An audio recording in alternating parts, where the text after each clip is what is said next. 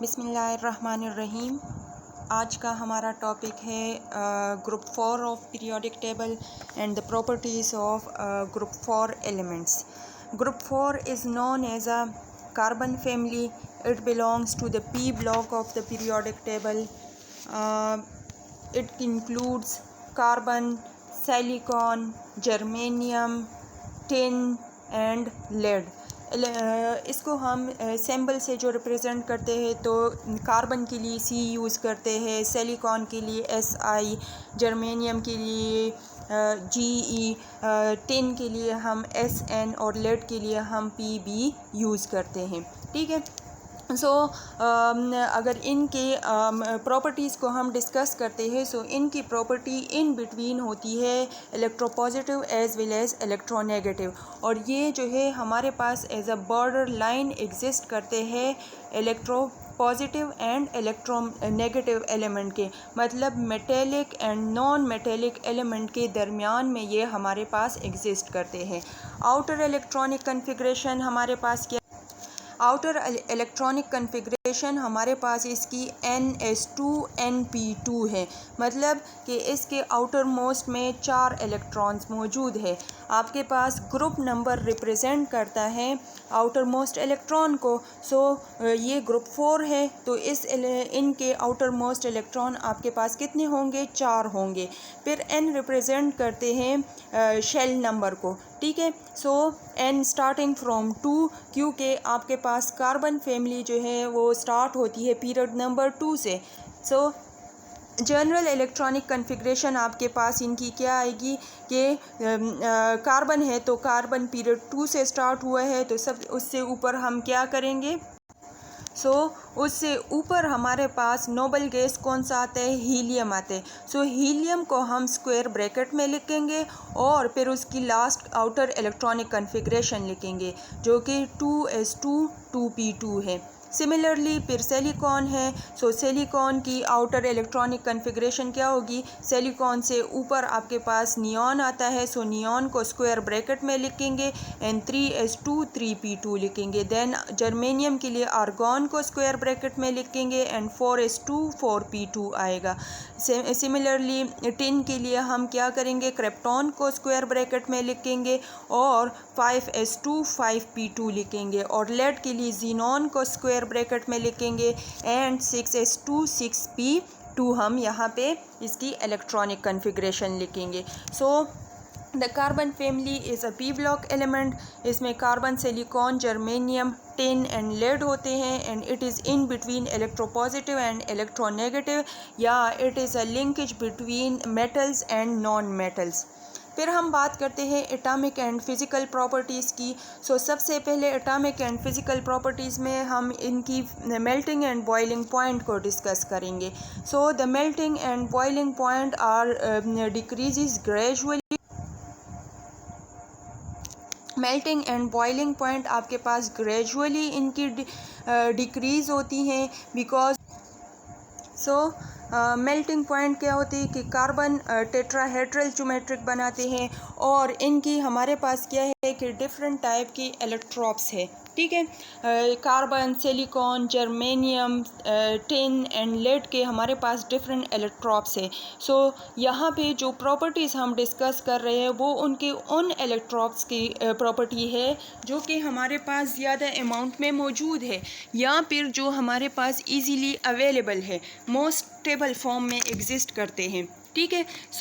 यहाँ पे अगर हम कार्बन की मेल्टिंग पॉइंट देख रहे हैं कार्बन की मेल्टिंग पॉइंट सबसे ज़्यादा है, तो हम इसकी सबसे स्टेबल इलेक्ट्रोप को डिस्कस करते हैं, दैट इज़ अ डायमंड। यहाँ पे हमारे पास क्या है कि ये जो मेल्टिंग पॉइंट है ये हमारे पास डायमंड की है। देन सिलिकॉन की बात करते हैं। सिलिकॉन हमारे पास अगेन टेट्राहेड्रल की फॉर्म में और जेंट कोवेलेंट स्ट्रक्चर में एग्जिस्ट करते, तो उसकी जेंट कोवेलेंट स्ट्रक्चर की मेल्टिंग पॉइंट थोड़ी सी कम होगी या बल्कि ज़्यादा कम है हमारे पास in degree centigrade. And then down the group size of the element increases, as a result intermolecular forces of attraction decreases. ठीक है। सेकेंड वन यहाँ पे क्या है कि टिन की जो मेल्टिंग पॉइंट है वो लेड से कम है। This is because of what, यहाँ पे हमारे पास टिन जो है वो क्या करते हैं कि टिन में हमारे पास डिस्टॉर्शन काज होती है। That is because of 12 coordinated structure. Tin जो है वो हमारे पास 12 कोऑर्डिनेटेड स्ट्रक्चर बनाते हैं और मतलब इसमें स्पेस ज़्यादा आ जाता है। एज अ रिज़ल्ट इसकी मेल्टिंग पॉइंट हमारे पास डिफरेंट होगी या कम हो रही है लेड से। और फिर लेड की जो कोऑर्डिनेशन स्ट्रक्चर है या उसकी जो लेटेस्ट एनर्जी है वो हमारे पास ज़्यादा होती है। So that's why its melting point is high.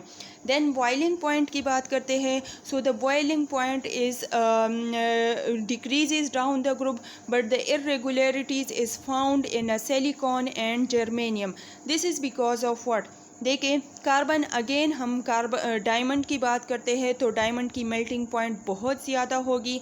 Then silicon की बात करते हैं तो सिलिकॉन हमारे पास क्या है कि ये जो है नॉन मेटेलिक इन नेचर है। सेकंड वन इसकी जॉइंट कोवेलेंट स्ट्रक्चर है। लेकिन ये जो आपके पास जर्मेनियम आ जाते हैं that is metalloid. So the melting and boiling point are different. The metalloid is a solid form, ठीक है, मेटालॉइड सख्त होता है जबकि सिलिकॉन जो है वो नॉन मेटल है। So the change from non metal to metalloid, that's why the boiling point of germanium is higher than silicon. मतलब इनकी एक फ़िज़िकल चेंज में, फिज़िकल स्टेट में चेंज आ गई है। तो इस वजह से हमारे पास जर्मेनियम की बॉइलिंग पॉइंट ज़्यादा होगी जबकि सिलिकॉन की बॉइलिंग पॉइंट हमारे पास कम होगी। और फिर टिन और लेड की हमारे पास ग्रेजुअली डिक्रीज़ हो रही है, ठीक है। देन हम बात करते हैं trends in metal and non metals की। ये फर्स्ट हमारे पास ऐसा ग्रुप है कि जिसमें metals, non metals and metalloid easily available होंगे, ठीक है, जिनको हम इनकी प्रॉपर्टीज़ जो है वो ग्रेजुअली हमारे पास चेंज हो रही है। सो कार्बन एंड सिलिकॉन हमारे पास क्या है, these are non metal. Silicon की जब हमने बात की थी कि वो मेटालॉइड है तो वो हमने तब बात की थी कि जब हम इनकी डोपिंग कर लेते हैं तब ये हमारे पास जो है इलेक्ट्रिसिटी पास कर सकते हैं। Otherwise in elemental state it is a non metallic in nature. Germanium is a metalloid. Then metalloid जो कि आपके पास जो है मेटल एंड नॉन मेटल दोनों की तरह अपनी बिहेवियर शो करते हैं। And tin and lead are metals, ठीक है। देन ऑक्सीडेशन स्टेट की बात करते हैं। So oxidation state is the apparent charge that may be positive and negative on an atom of an element in a molecule or ion. कोई भी apparent charge जो कि किसी एलिमेंट पे इसके मॉलिक्यूल या आयन में आते एग्जिस्ट करते हैं that is known as a oxidation state. वो चार्ज या तो पॉजिटिव होगा या नेगेटिव होगा। सो ग्रुप 4 की बात करते हैं। सो ग्रुप 4 के आउटर मोस्ट शेल में 4 इलेक्ट्रॉन्स है तो ये +4 ऑक्सीडेशन स्टेट भी शो कर सकते हैं एंड +2 ऑक्सीडेशन स्टेट भी शो कर सकते हैं। से कार्बन एंड सिलिकॉन अपने चारों के चारों इलेक्ट्रॉन्स जो है वो दूसरे एटम को दे सकते हैं। So that's why these are exist in +4 oxidation state, ठीक है, क्योंकि कार्बन हमारे पास इलेक्ट्रोपॉजिटिव है तो ये अगर इलेक्ट्रोनेगेटिव एलिमेंट के साथ बॉन्ड बना लेंगे तो ये क्या कर लेंगे, अपने इलेक्ट्रॉन उनको दे देंगे। एज अ रिज़ल्ट कार्बन और सिलिकॉन पे पॉजिटिव चार्ज आएगा। फिर जर्मेनियम, टिन और लेड की बात करते हैं। So these 3 exist in 2 different oxidation state that is +2 and +4 oxidation state. Depend on their bonding, depend on the number type of atoms which are bonded with them. Possible oxidation state different compound में क्या होगी। Let's suppose carbon is present in carbon tetrachloride. So इसकी oxidation state carbon की क्या होगी, +4 होगी। क्यों +4 होगी, क्योंकि क्लोरीन पे हमारे पास क्लोराइड पे 1 नेगेटिव चार्ज होता है, ठीक है। सो यहाँ पे 4 क्लोराइड है तो क्लोराइड पे +4 आ जाएंगे तो ऑटोमेटिकली कार्बन पे हमारे पास क्लोराइड पे -4 चार्ज आएगा तो ऑटोमेटिकली कार्बन पे हमारे पास +4 आएगा। सिमिलरली सिलिकॉन टेट्राक्लोराइड की बात करते हैं। तो सिलिकॉन पे +4 चार्ज होगा, वाइल क्लोराइड पे -4 आ जाएगा। क्लोराइड की ऑक्सीडेशन स्टेट -4 हो जाएगी। एक क्लोराइड पे -1 है, तो जब 4 है तो -4 हो जाएगी। देन स्टेनलेस ऑक्साइड या टिन ऑक्साइड की बात करते हैं। सो ऑक्सीजन पे हमें पता है कि एक ऑक्सीजन एटम पे -2 है, तो यहाँ पे 2 ऑक्सीजन एटम है, तो मतलब यहाँ पे क्या हुआ कि -4 चार्ज आ गए। एज अ रिज़ल्ट इस पे हमारे पास +4 चार्ज आएगा। फिर लेड है, तो लेड डाइक्लोराइड है, तो वह एक क्लोरीन पे -1 चार्ज है, तो जब 2 क्लोरीन हो गए तो -2 चार्ज हो गए। एंड सिमिलरली लेड पे हमारे पास +2 चार्ज हो जाएगा। मतलब हमने चार्जेस को इक्वल करनी है। लेड ऑक्साइड में लेड पे आपके पास +2 आएगा, वाइल ऑक्सीजन पे -2 अच्छा। फिर यहाँ पे बात करते हैं कि कभी कभी हमारे पास कार्बन पे नेगेटिव चार्ज भी आ सकते हैं। जब ये हाईली इलेक्ट्रोपॉजिटिव एलिमेंट के साथ बॉन्ड बना ले, तो फिर हमारे पास कार्बन एक्ट करेगा एज अ इलेक्ट्रोनेगेटिव एलिमेंट। जैसे कि बेरिलियम कार्बाइड की बात कर ले। सो बेरिलियम कार्बाइड में बेरिलियम हाईली इलेक्ट्रोपॉजिटिव है। एज अ रिज़ल्ट यहाँ पे कार्बन क्या करेगा, हाईली इलेक्ट्रोनेगेटिव के तौर पे काम करेगा। तो हमारे पास क्या होगा कि 2 बेरिलियम है, 2 बेरिलियम है, और 2 बेरिलियम कितनी इलेक्ट्रॉन प्रोवाइड करेगा कार्बन को, 4 इलेक्ट्रॉन प्रोवाइड करेगा। एज अ रिज़ल्ट यहाँ पे +4 चार्ज होगा, ठीक है, और कार्बन पे -4 चार्ज होगा, क्योंकि बेरिलियम के आउटर मोस्ट में 2 इलेक्ट्रॉन है। तो जब हम 2 बेरिलियम ले रहे हैं, इसका मतलब है कि हमारे पास 4 इलेक्ट्रॉन्स हो गए। तो 4 इलेक्ट्रॉन्स जब देंगे तो कार्बन पे -4 चार्ज आएगा एंड बेरिलियम पे +4 आएगा। सिमिलरली 2 नाइट्रोजन ले रहे हैं और हम 2 कार्बन ले रहे हैं। सो यहाँ पे क्या है कि 2 नाइट्रोजन की वजह से एक एक इलेक्ट्रॉन इसको मिल गया है, और यहाँ पे हमारे पास कार्बन पे क्या चार्ज है, कार्बन पे -1 चार्ज हो जाएगा, ठीक है। तो 2 हमारे पास कार्बन है, सो ये क्या करेंगे, -2, तो same in the case sodium पे +2 चार्ज आ जाएगा। और अगर हम मीथेन की बात कर ले, सो मीथेन में 4 हाइड्रोजन एक्ट करेंगे +4 ऑक्सीडेशन स्टेट में, एंड कार्बन हमारे पास -4 ऑक्सीडेशन स्टेट में एग्जिस्ट करेगा। सो depend on the type of elements and bonding they have variable oxidation state. लेकिन जनरली हम जो है कहते हैं कि ग्रुप 4 एलिमेंट की ऑक्सीडेशन स्टेट +4 एंड +2 है, ठीक है। +4 जो है वो फर्स्ट 2 एलिमेंट की आती है, और +2 एंड +4 जो है वो हमारे पास किन की आती है, जो नीचे वाली एलिमेंट्स है उनकी ऑक्सीडेशन स्टेट आती हैं। फिर हम बात करते हैं इनर्ट पेयर इफ़ेक्ट की। Because of the inert pair effect हमारे पास जो डाउन द ग्रुप एलिमेंट है वो क्या करते हैं, मोस्ट स्टेबल फॉर्म में +2 ऑक्सीडेशन स्टेट में एग्जिस्ट करते हैं, ठीक है। ये क्यों है, देखिए इनर्ट पेयर इफ़ेक्ट को पहले समझें। The tendency of 2 electrons in the outermost atomic s orbital to remain unshared in a compound is called inert pair effect। मतलब कि आप जो है किसी एटम के आउटर मोस्ट s इलेक्ट्रॉन जो है, s इलेक्ट्रॉन के कितने होंगे, 2 इलेक्ट्रॉन होंगे, वो अनशेयर्ड फॉर्म में एग्जिस्ट करे किसी भी कंपाउंड में। So it is known as a inert pair effect. हम कहते हैं कि ग्रुप 4 के एलिमेंट्स जो है वो हाइब्रिडाइजेशन करते हैं, ठीक है। कि कार्बन है, हम कहते हैं कि अगर सेम एनर्जी एंड शेप के ऑर्बिटल्स होंगे तो वही बॉन्डिंग बनाएंगे। लेकिन कार्बन 4 बॉन्ड्स बनाते हैं, और 4 बॉन्ड्स बनाने के लिए इसने क्या किया कि हाइब्रिडाइजेशन की। इसने अपने 2 s इलेक्ट्रॉन, मतलब एक s ऑर्बिटल और 3 p ऑर्बिटल को हाइब्रिड कर लिया, ठीक है। So that's why they can form 4 covalent bond. लेकिन चाहिए तो ये था कि डाउन द ग्रुप भी जितने एलिमेंट इस ग्रुप के हैं वो सारे हमारे पास 4 बॉन्ड बनाते और वो फीजिबल भी होते, मतलब हाइब्रिडाइजेशन उनमें भी होती। लेकिन यहाँ पे इनर्ट पेयर इफ़ेक्ट का फिनोमेना आ गया, जिसकी वजह से ये हमारे पास एग्जिस्ट करते हैं +2 स्टेट में। यहाँ पे बात कर लेते हैं कि हाइब्रिडाइजेशन कब होगी। So for the feasibility of hybridisation, first हमारे पास क्या होंगे कि transfer of electron from s orbital to the p orbital required a certain amount of energy.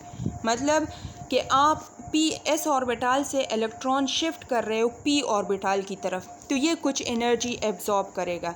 Then the bond is formed, that is actually a covalent bond, and for the covalent bond formation there is a certain amount of energy released। ठीक है, अब covalent bond formation के लिए certain amount of energy release हो रही है। सो हमारे पास क्या होगी, if the energy released in a covalent bond is greater than the energy absorbed by transferring of electron, so the hybridization will be feasible। मतलब आपने 4 हाइब्रिड ऑर्बिटल बना लिए, ठीक है, इसने 4 बॉन्डिंग कोवेलेंट बॉन्डिंग कर ली हाइड्रोजन के साथ या किसी भी एटम के साथ, 4 कोवेलेंट बॉन्डिंग कर ली। तो बॉन्डिंग करने के लिए ये क्या करेंगे, अ certain amount of energy release करेंगे। अगर उस एनर्जी की वैल्यू आपके पास क्या थी, energy absorbed by the transferring of electron, so hybridisation होगी। अगर ये कोवेलेंट बॉन्ड फॉर्मेशन में जो एनर्जी रिलीज़ हो रही है वो आपके पास क्या है, कम है, energy absorbed by the transfer of electron, so hybridisation will not occur. So in the case of tin and lead आपके पास क्या है कि both form weak covalent bond. क्यों वीक कोवेलेंट बॉन्ड बनाते हैं, क्योंकि इनका साइज़ बहुत बड़ा होता है, ठीक है। जब साइज़ बड़ा होगा तो उस पर न्यूक्लियर चार्ज हमारे पास कम आएगा, उसमें स्क्रीनिंग इफ़ेक्ट आएगी। जब स्क्रीनिंग इफ़ेक्ट आएगी सो एज ए रिज़ल्ट हमारे पास जो ट्रांसफ़र ऑफ इलेक्ट्रॉन्स हुई है, ठीक है, ट्रांसफ़र ऑफ इलेक्ट्रॉन में जो एनर्जी एब्जॉर्ब हुई है वो एनर्जी ज़्यादा है as compare to covalent bond formation. So that's why the tin and lead exist in +2 oxidation state, and that's why the s orbital the s electron are unshared form, ठीक है, वो unshared form में रहते हैं, and it is known as a inert pair effect। मतलब कि जब size बड़ा हो जाता है सो कोवेलेंट बॉन्ड जो है वो हमारे पास वीक हो जाता है। जब कोवेलेंट बॉन्ड वीक होगा सो उसकी वजह से क्या होगा कि न्यूक्लियर जो होल्ड है आउटर मोस्ट इलेक्ट्रॉन पे वो भी वीक हो जाएगा। एज अ रिज़ल्ट हमारे पास less amount of energy release होगी, और जब less amount of energy release होगी so the energy absorb for the transfer of electron will be higher. So यहाँ पे हमारे पास क्या होगी, हाइब्रिडाइजेशन जो है वो फीसिबल नहीं होगी, और हमारे पास जो है ट्रांसफ़र ऑफ इलेक्ट्रॉन नहीं होगा, और दैट्स वाई टिन और लेड के जो कंपाउंड होंगे वो हमारे पास +2 ऑक्सीडेशन स्टेट में मोर स्टेबल रहेंगे, +4 ऑक्सीडेशन स्टेट में ज़्यादा स्टेबल नहीं रहेंगे। इस चीज़ को हम यहाँ पे क्या कर सकते हैं कि inert pair effect and covalent bonding अगर आप देखें, so carbon when exist in a ground state so their electronic configuration is 2s2 and 2p2, ठीक है। फिर क्या हो जाते हैं कि जब एनर्जी एब्जॉर्ब कर लेते हैं तो अपना एक इलेक्ट्रॉन ये शिफ्ट कर लेते हैं p ऑर्बिटल में, सही है। So this is actually excited state and it absorb a certain amount of energy. अब क्या होगा कि ये दोनों जो है कंबाइन होके क्या बना लेंगे, हाइब्रिड स्टेट बना लेंगे, that is sp3 hybridized state. So for the promotion of electron it need a certain amount of energy. Now covalent bond formation release a certain amount of energy, ठीक है। सो यहाँ पे 4 एटम्स आएंगे, वो इसके साथ कोवेलेंट बॉन्ड बनाएंगे। जब कोवेलेंट बॉन्ड बनाएंगे सो वो क्या कर लेंगे, certain amount of energy release करेंगे। एज अ रिज़ल्ट हमारे पास क्या होगी कि वो अगर ये एनर्जी ज़्यादा हुई किससे, absorption of the energy for the transfer of electron, so hybridization इसमें होगी, ठीक है। In the case of larger the atom for group atomic size increases, so bond energy will be decreases. जितना एटम का size increase होगा so bond energy decrease होगी. So when we transfer the electron toward this p orbital so it absorb large amount of energy. लेकिन जब ये 4 bond बनाता है तो 4 बॉन्ड के दरमियान में डिस्टेंस इतना ज़्यादा होता है कि जो आउटर इलेक्ट्रॉन्स है वो इतने फिजिबल नहीं होते कि वो चारों के चारों इलेक्ट्रॉन को एब्जॉर्ब कर ले. ठीक है. So the 2 electron will be unshared form में रह जाते हैं और as a result lead tetrachloride जो है वो डिसोसिएट हो जाते हैं लेड क्लोराइड में एंड क्लोरीन गैस में. Because of what the 2s electrons remain paired because of screening effect as well as large size. So the most stable oxidation state will be +2 for lead dichloride and for stannous chloride. ठीक है. तो यहाँ पे क्या है कि जो s electrons होते हैं बड़े साइज़ की वजह से और स्क्रीनिंग इफेक्ट की वजह से अनशेयर्ड फॉर्म में रहते हैं. ठीक है. और एज अ रिज़ल्ट इस चीज़ को हम क्या कहते हैं इनर्ट पेयर इफेक्ट कहते हैं. अब हम बात करते हैं रिएक्टिविटी ऑफ ग्रुप 4 एलिमेंट्स की. सबसे पहले बात करते हैं क्लोराइड की. So group 4 element can form metallic elemental tetrachloride where M represent any metals of any elements of group 4 that is carbon, silicon, lead, tin, germanium etcetera. ठीक है. लेकिन क्या होता है कि liquid these are exist in a liquid state at room temperature. These are in the form of covalent bonding, tetrahedral in nature and the bond angle will be 109.5.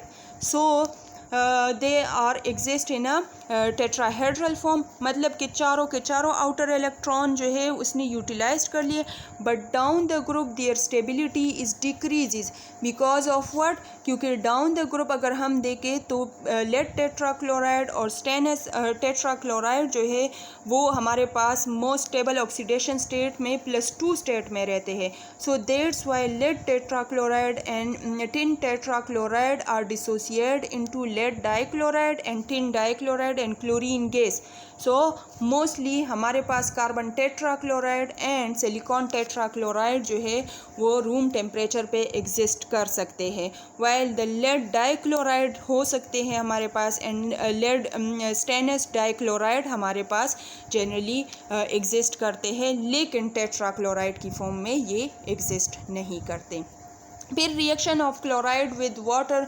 So reactivity increases as the size of the cation increases. ठीक है. जितनी आपके पास cation का size increase होगा so reactivity भी increase होगी. So carbon tetrachloride में कैटाइन का साइज़ छोटा है दैट इज़ कार्बन. जब साइज़ छोटा है सो वाटर मॉलिक्यूल क्या कर लेते हैं कि इसके साथ इजीली रिएक्शन नहीं करते. So carbon tetrachloride is inert toward the water molecule. Then silicon tetrachloride की बात करते हैं. So at red heat silicon tetrachloride react with water molecule to produce silicon dioxide and HCl. Similarly, lead tetrachloride react with water molecule to produce lead dioxide and HCl as well as lead dichloride react with water molecule to produce lead and chloride ions. ठीक है. सो lead dichloride जो है वो ionic compound बना लेते हैं water molecule में. फिर ऑक्साइड्स की बात करते हैं. So oxides of period 4 exist in +2 as well as +4 oxidation state. ठीक है. And the product will be monoxide as well as dioxide. Oxides आपके पास मोनोऑक्साइड्स की फॉर्म में भी हो सकते हैं एंड डाइऑक्साइड्स की फॉर्म में भी हो सकते हैं. मोनोऑक्साइड की फॉर्म में +2 ऑक्सीडेशन स्टेट में ज़्यादातर होंगे. ठीक है. एंड डाइऑक्साइड की फॉर्म में आपके पास +4 ऑक्सीडेशन स्टेट में है. सो मोनोऑक्साइड कौन से है? Carbon monoxide, silicon monoxide, germanium monoxide, tin monoxide and lead monoxide. Dioxide हमारे पास कौन से हैं? Carbon dioxide, silicon dioxide, germanium dioxide, tin dioxide and lead dioxide. Tin dioxide and lead dioxide आपके पास जो है अनस्टेबल फॉर्म में होते हैं, क्योंकि यहाँ पे फिर ये +4 ऑक्सीडेशन स्टेट में आएंगे, और because of inert pair effect +4 oxidation state जो है वो लेड और टिन की ज़्यादा स्टेबल नहीं होती. सो carbon and silicon oxides are non-metal oxides, and these are covalent in nature. Because of what? Because of small size these are covalent in nature. ठीक है, फजान रूल के थ्रू भी हम इसको एक्सप्लेन कर सकते हैं. सेकंड फिर बात करते हैं जर्मेनियम, टिन और लेड की. So these are metal oxides and these are ionic in nature. मतलब कि जर्मेनियम, टिन और लेड कम्प्लीटली अपने इलेक्ट्रॉन्स जो है वो ऑक्सीजन को दे देते हैं, वाइल कार्बन और सिलिकॉन पहले अपने इलेक्ट्रॉन ऑक्सीजन को दे देते हैं, but because of small size and larger charge density they distort the oxygen atom and retake its electrons that is shared, yeah, that is transferred to the oxygen. So as a result these are covalent in nature. फिर structure of carbon dioxide and silicon dioxide की बात करते हैं. So there are 4 electrons in the carbon and silicon, and that's why these are tetravalent in nature. आपके पास क्या है कि कार्बन एंड सिलिकॉन के आउटर मोस्ट में 4 इलेक्ट्रॉन है, बाकी एलिमेंट की भी है, लेकिन हम सिर्फ इन 2 को फ़िलहाल डिस्कस कर रहे हैं. सो ये 4 इलेक्ट्रॉन्स जो है टेट्रावेलेंट कंपाउंड बनाएंगे. ठीक है, बट अगर हम इन दोनों की नेचर को देखें तो carbon dioxide exist in a gaseous state, while silicon dioxide exists in a solid state, and their structure is completely different from each other. Because of what? सबसे पहले बात करते हैं कार्बन की. ठीक है, कार्बन डाइऑक्साइड में क्या है कि 2 ऑक्सीजन है एंड 1 कार्बन है. 2 ऑक्सीजन को कितनी इलेक्ट्रॉन्स की ज़रूरत होती है? 2 ऑक्सीजन एटम को 4 इलेक्ट्रॉन की ज़रूरत है. अब आपके पास ऑलरेडी कार्बन के आउटर मोस्ट में 4 इलेक्ट्रॉन्स है, लेकिन मसला ये है कि वो 4 इलेक्ट्रॉन 2 डिफरेंट ऑर्बिटल्स में है, एक s ऑर्बिटल में और p ऑर्बिटल में. ठीक है, मतलब कि उनकी एनर्जी डिफरेंट है, जबकि ऑक्सीजन के आउटर मोस्ट इलेक्ट्रॉन कहाँ पे है? सारे के सारे p में हैं. तो ऑक्सीजन को इलेक्ट्रॉन की ज़रूरत भी किससे है कि मतलब p ऑर्बिटल की इलेक्ट्रॉन ही बॉन्ड बनाएंगे. तो इसके लिए क्या चाहिए कि सेम एनर्जी और शेप के ऑर्बिटल्स चाहिए. तो कार्बन क्या कर लेते हैं कि हाइब्रिडाइजेशन कर लेते हैं. हाइब्रिडाइजेशन में क्या होगा कि पॉसिबिलिटी किस तरह है कि 4 इलेक्ट्रॉन्स है, लेकिन पहले क्या कर लेंगे कि कार्बन जो है एक एटम के लिए क्या कर लेंगे? हाइब्रिडाइजेशन कर लेंगे 2 ऑर्बिटल्स की, that is sp and sp orbital बन जाएंगे. लेकिन एटम तो 2 है ऑक्सीजन, तो वो क्या कर लेंगे कि एक ऑक्सीजन एटम एक हाइब्रिड ऑर्बिटल के साथ बॉन्ड बना लेंगे, दूसरा ऑक्सीजन एटम दूसरे हाइब्रिड ऑर्बिटल के साथ सिंगल कोवेलेंट बॉन्ड बना लेंगे. पीछे रह जाएंगे एक ऑर्बिटल जो है ऑक्सीजन का, जिसके पास अभी 1 इलेक्ट्रॉन है, दूसरे साइड पे दूसरा ऑक्सीजन एटम है जिसके साथ 1 इलेक्ट्रॉन है. यहाँ पे कार्बन में 2 अनहाइब्रिडाइज्ड p ऑर्बिटल पीछे रह जाते हैं. सो हमेशा pi bonding is caused by the unhybridized p orbital. So हमारे पास क्या होंगे कि ऑक्सीजन का जो एक p ऑर्बिटल है वो क्या कर लेते हैं, कार्बन के अनहाइब्रिडाइज्ड p ऑर्बिटल के साथ बॉन्ड बना लेते हैं. सिमिलरली दूसरे ऑक्सीजन का p ऑर्बिटल कार्बन के दूसरे अनहाइब्रिडाइज्ड p ऑर्बिटल के साथ पाई बॉन्ड बना लेते हैं. So the structure of this compound is a linear structure, क्योंकि कार्बन जो है वो sp हाइब्रिडाइज्ड है, और sp हाइब्रिडाइज्ड कंपाउंड जो है वो आपके पास क्या करते हैं? लीनियर कंपाउंड बनाते हैं, जिसके बॉन्ड एंगल 180 डिग्री होते हैं, और इसमें कार्बन sp हाइब्रिडाइज्ड है और ऑक्सीजन जो है वो sp2 हाइब्रिडाइज्ड है. This is because of what? देखिए कि इसमें एक सिंगल बॉन्ड है, ठीक है, और यहाँ दोनों ऑक्सीजन के साथ 2 लोन पेयर ऑफ इलेक्ट्रॉन है. तो z वैल्यू से आप इसको फाइंड कर सकते हो कि टोटल आपके पास 2 + 1 = 3 है. सही है. So the 3 is the number for the hybridization of sp3. sp3 hybridization sp2 hybridization में हमारे पास z की वैल्यू क्या होगी, 3 होगी। इसलिए आपके पास क्या है कि जो कार्बन डाइऑक्साइड है दे exist in a discrete molecular form, मतलब कि ये एक मॉलिक्यूल की फॉर्म में एग्जिस्ट कर सकते हैं। ठीक है, फिर हम बात करते हैं सिलिकॉन डाइऑक्साइड की। सिलिकॉन डाइऑक्साइड में आपके पास क्या है कि सिलिकॉन के आउटर मोस्ट में इलेक्ट्रॉन्स एग्जिस्ट करते हैं इन 3s2 3p2 में, जबकि ऑक्सीजन के आउटर मोस्ट इलेक्ट्रॉन एग्जिस्ट करते हैं इन 2s2 एंड 2p4 में। तो इनके दरमियान में क्या है कि फासला बहुत ज़्यादा है, एक 2 सेकंड ऑर्बिटल में है और एक थर्ड ऑर्बिटल में है। तो यहाँ पे जो हाइब्रिडाइजेशन होगी सिलिकॉन की, that is sp3 hybridization, and the one silicon is bonded with 4 oxygen atom and 1 oxygen is bonded with 2 silicon atom and it form a giant covalent structure, मतलब एक बहुत बड़ा कोवेलेंट स्ट्रक्चर बना लेते हैं just like a diamond, and that's why they exist in a solid state. मतलब कि ये जो है आइसोलेटेड स्टेट में एग्जिस्ट नहीं कर सकते, क्योंकि सिलिकॉन का साइज़ बहुत बड़ा है और ऑक्सीजन का साइज़ उससे छोटा है। तो जब एक बड़े ऑर्बिटल और छोटे ऑर्बिटल की एक दूसरे के साथ इंटरेक्शन होगी, तो यहाँ पे अगर आपके पास पाई बॉन्डिंग की अवेलेबिलिटी है तो भी नहीं हो सकती, क्योंकि पाई बॉन्डिंग फिजिबल ही नहीं हो रही यहाँ पे। So that's why the silicon orbitals are arrange in the form of sp3 form. ठीक है, और कार्बन में क्या है कि दोनों जो है सेकंड शेल में मौजूद है, सो वहाँ पे हाइब्रिडाइजेशन में पाई बॉन्डिंग बहुत आसानी से हो जाती है। ये हमारे पास क्या है कि structure of carbon dioxide and silicon dioxide can be explain on the basis of hybridization. Now acid base behaviour of group 4 oxides की बात करते हैं। These are acidic in nature and acidity decreases down the group when we are moving in a group 4।